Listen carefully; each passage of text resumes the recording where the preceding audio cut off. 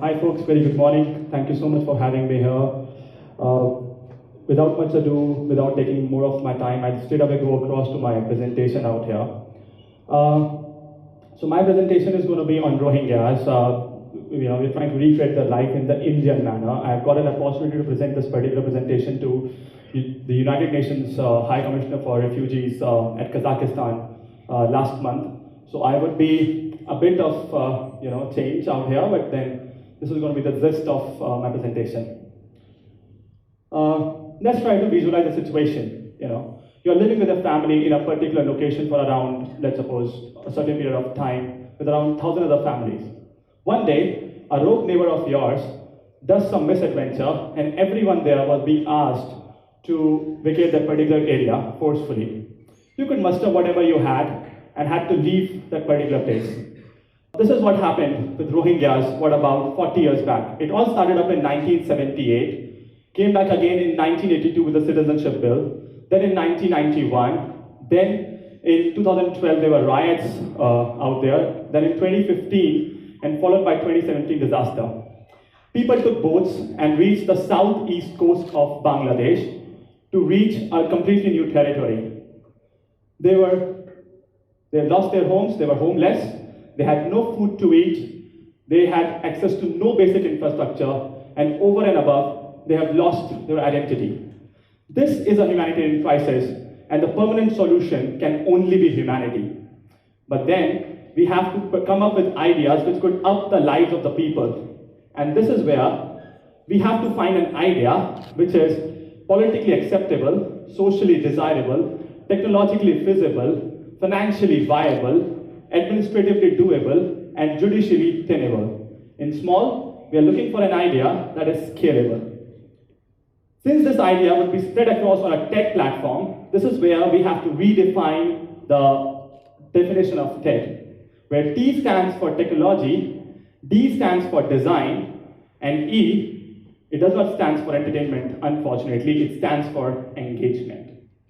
I will be broadcasting about 4 different aspects of things. The first one is a global identification number, second is shelter, third is healthcare, and fourth is awareness. Now, global identification number is not a new concept. It has actually been derived from one of the initiatives of UNHCR called as BIMS, which is Biometric Identity Management System. This was an initiative which was done in January 2015 in the country of Thailand, where UNHCR registered close to 17,000 refugees at that point in time, using their biometrics, iris, and facial features. But then there were 2 problems with it. The first one is scalability, and the second one is integration. If I talk about scalability out here, whatever data during the biometrics was taken, including the name of the person, their parents' name, their religion, and the place where this particular refugee has been registered, it was kept sacrosanct. It was kind of cloistered between an area, region, or country. This was not being shared globally. Unless and until they would be sharing this particular data globally, we would not be able to create an impact psychologically. Think about a refugee who has been discarded by a country with a global identification number would feel that he or she has been accepted by the world. The second part is integration. With global identification number and biometrics, you can integrate a lot of services, the benefits are being given to the refugees. And one such thing is ration distribution system. You go across in Cox's Bazar in Bangladesh and you will see that the food which is being given to the refugees are being sold across in the adjacent area. There could be 2 reasons for that. First, these people don't have jobs. So obviously, just to earn a bit of money, they have to sell their food. But second, a potential reason could be pilferage and profligation. This is where we are coming up with a solution called as a ration distribution system, where a biometric authentication would be done. A valid beneficiary would receive a select quantity of food, and this quantity of food, once being given to this person, would be subtracted from his own individual balance as well as from the food store balance. Once this is done, we would generate a report, and this would all be connected to a central server to go back and check in seconds of what amount of food or benefit which was passed on to a refugee in a particular month. This would definitely stop profligation and waste. The point out here, there would be people who would be skeptic to say, how can this be implemented to a population of 1.5 million refugees? The answer stands here in India. The Indian state of Chhattisgarh implemented this for a population of close to 5 million people, and they were able to reduce profligation by approximately 30%. The next in kind comes shelter. Being a refugee, you would not only be stateless, you would be homeless as well. That's a subset of it. This is where these people reconstruct their homes into a new location, temporary homes. Normally, these people use bamboo trees, but that's not ecologically sustainable. Or they would use mud houses. But then, the kind of weather they are living in rainy season is going to be complete mayhem. This is where we are coming out with a proposal of using polypropylene as one of the agents for constructing temporary homes. Why is it so? Because it is easy to transport, it has a long lifespan, it is flexible, it is recyclable, it provides good ventilation and thermal comfort, and over and above, it is pretty cheap. The next, we are targeting healthcare. If you have ever been to a refugee camp, you will see these kinds of primary health centers. In Rohingyas, most of the people are old or they are children who queue around these primary healthcare centers for basic health checkups, including mild fever, chronic diseases, respiratory ailments, and otherwise. But think about a person who is critically ill, or a person, or a woman who is not, who is expecting a baby. She would not be able to queue around this primary healthcare center. This is where we are coming out with a proposal of bike ambulance.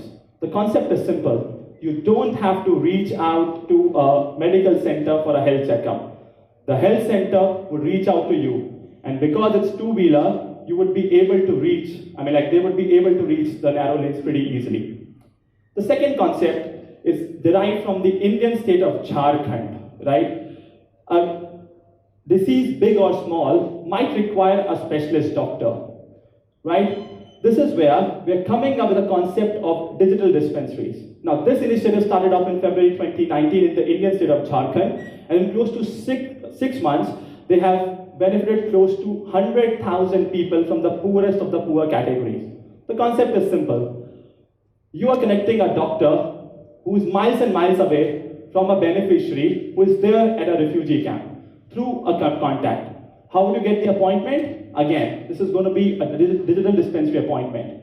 A biometric authentication would be done. A valid beneficiary would then be able to select a specialist doctor and would then be able to book up a slot. Having said, once this person goes up for the appointment, this person would then be able to store all their reports digitally. For the next follow-up, the doctor will look over the reports, which is digitally out there, for a seamless process. The last one is awareness, and we would be covering 4 points out here. The first one is social business and skill development. It's very unfortunate to hear when people say that Rohingyas are the world's most unwanted people. Reason behind, they're finding them as a demographic burden. But if the governments, if the NGOs would come together and skill these people, they would turn out to be a demographic asset. And obviously, we will have to support them in some kind of social business as well. The second point is volunteership program. Now, this concerns Bangladesh. If you go across and speak with people in Bangladesh, you will see that students have left their jobs. The reason is pretty simple. They're working in these refugee camps as translator and they're getting heavily paid for that. But this is not a way. This is going to be a brink of a disaster for future in Bangladesh. This is where we're coming up with a concept of volunteership into the credit course in the university. These people can spend half of their time in the colleges and half of the time working in these centers. The next one is platform as a service. At this point in time, it's complete mayhem in Bangladesh. Reason behind, there are hundreds and hundreds of NGOs who are operating on ground. And unfortunately, they're trying to be jack of all trades. This is where we have to come across with a platform as a service procedure, which is kind of centrally located, in which one NGO should be tied to its core. And there could be different cores, right? There could be education, there could be healthcare, there could be food distribution or awareness. The last one is to create a VC fund. Now, don't get me wrong. I'm not talking about venture capital fund. I'm talking about VC fund. You see a problem, you spot a problem, and you're trying to find a solution for that problem through an idea, through a design, or maybe through a motivation. Now, this VC fund actually requires sweat equity. And I'm a firm believer of this fact, ladies and gentlemen, that beyond the economic potential, the global potential, the intellectual potential, the societal potential is the human potential. Thank you so much. Shukriya.